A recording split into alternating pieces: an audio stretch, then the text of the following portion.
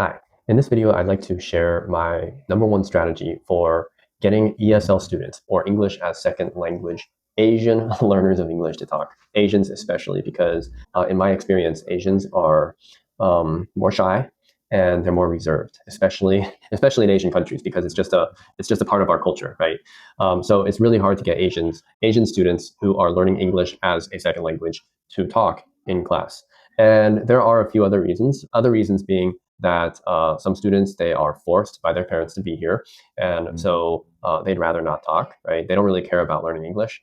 Another reason I can list off the top of my head is attitude. They have an attitude. And another one is they're really shy. They don't want to make mistakes. Especially in Taiwan, I've been in Taiwan for so many years. I'm half Taiwanese. I've been in the local system myself, and so I know, I could say for myself that teachers here, they will criticize you. They're very critical, and they will criticize you for making mistakes. It's very unlike the Western system, where students are encouraged to speak up in class, even if they say something wrong, even if they say something that they shouldn't say. They won't be judged, right? They won't be criticized. They'll actually be encouraged, and they'll be applauded for speaking up and mustering up the confidence to do so. But that's not the case in Asia. So and even at home, students are afraid to speak up at home because a lot of parents, I'm not saying all parents are, but a lot of parents have a very oppressive way of teaching their children. Okay, so a lot of students, they just rather not talk. So yes, getting students in Asia to talk or participate in class is very challenging. So what has worked for me? Well, for a long time, I was using a reward and a punishment system. Okay, so I would reward students by giving them stuff such as candy, or the erasers that you put on the tip of your pencil. And that really didn't work in the long run, because a lot of these kids, well, we're living in the 21st century, and our expectations have grown. A lot of these kids, especially in richer parts of Taiwan, I live in Taipei. A lot of their parents are pretty well off, right? And so these parents, they give their kids very expensive things. And so if you reward them with candy, okay, well, that's not going to be enough incentive to get them to participate or speak up in class. And if you give them something more than candy, then you're just going to be increasing their ever increasing expectations. And you don't want to do that either, and it's not going to work in the long run. Okay, so what else? What else do you do? Well, you could punish students. Well, I could go ahead and tell you that punishment hasn't worked for me. Living in Asia, well, living in Taiwan, Taiwan is a democratic country. It's quite liberal, and corporal punishment, physically punishing students, is against the law. It's illegal, just like many other Western countries. I'm not saying that's a bad thing, but we are limited. Teachers are limited on what they can do in terms of punishment to students. And so even if you tell a student to stand for 5 minutes, that's a form of corporal punishment, and you could be reported for that. Okay, so actually punishing students doesn't work. Okay, most punishments don't work, and most punishments could get teachers in trouble, and teachers probably don't want that to happen either. So what has been my approach, and what has really worked well for me? I could get the shyest students to participate in class, and this is how I do it. So think about it. What is it that teachers have full control of, that they can give more or less of to students? That when the teacher gives more of this one thing, that students will not be happy, but they can't fight it. They have to do it. Okay, and if the teacher gives less, then the students are very happy and they're very content, and they will work very, very hard in class to get less of this one thing. Well, I'll go ahead and tell you, it's homework.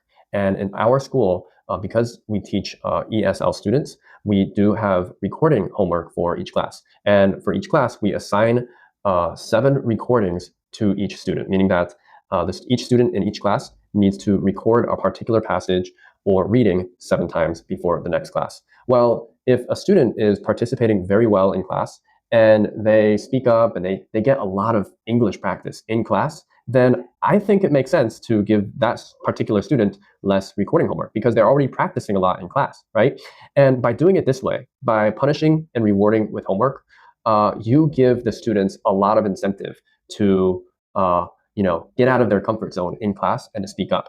And it's also very competitive. Let me tell you, students in Taiwan are extremely competitive, and they like to compete in class, right? Especially if it'll win them the opportunity to do less homework. Okay, so let me go ahead and show you how this works in ULearn and how I could tweak these numbers.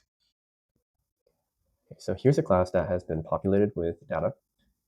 And it's a class of several students, these students right here.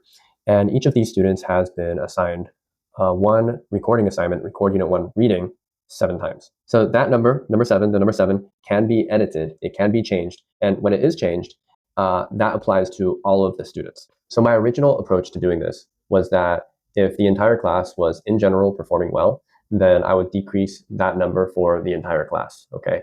But that method didn't really sit right with me because there was always a few kids that were just sitting through the entire class and not saying anything. And then they would be rewarded with less homework because of the contributions of other students, right? So that didn't sit well with me. But my hands were a little tied for a while because we just didn't have this one feature. And here it is. Now, if the default is 7 times, then you can actually click into this recording assignment and it will show you a list of all the instances of this homework assignment for each student enrolled in the class, okay? So if, say, Elvin did particularly well in the class, and he really said a lot, he answered a lot of questions, he participated, then I could actually click on this number 7, and I can edit that, and I can change it to, say, a lower number, say 5, okay? And just 2 less recordings, let me tell you, just 2 less recordings for these students is enough incentive to get them to talk, okay? And that's a very minor compromise for me because 2 less recordings doesn't mean much to me, but it means a lot to the student. And if that gets them to talk in class, it is very worth it. And what is the result of this? Well, the result of this is like all my classes are just very animated, they're lively, they're very energetic, and I'm not the only one talking. And so students, because of this one method, this one approach that I utilize in my classes are fun. And this isn't my doing. It's because the students are actually talking. But if, say, a student needs to be punished, maybe they goofed off too much in class or they broke too many of the rules, then I could actually punish that student by giving them more homework. I can give this particular student 9 recordings. And if I want to, I can go back to the class session. And if the parent really wants to know the reason for this, then I could click the edit button here, go into edit mode, scroll down, click class comments, and I can make a comment to Max's mother or father, okay, because parents also have guardian accounts.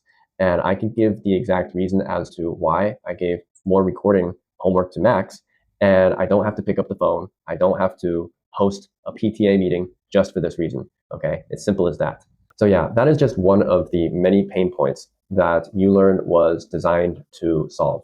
Okay, so one of the original purposes of ULearn, the reason why we started this project 7 years ago, was to eliminate as many pain points that cram schools or pushbacks or any school faces day to day, and try to eliminate those pain points as much as possible with technology.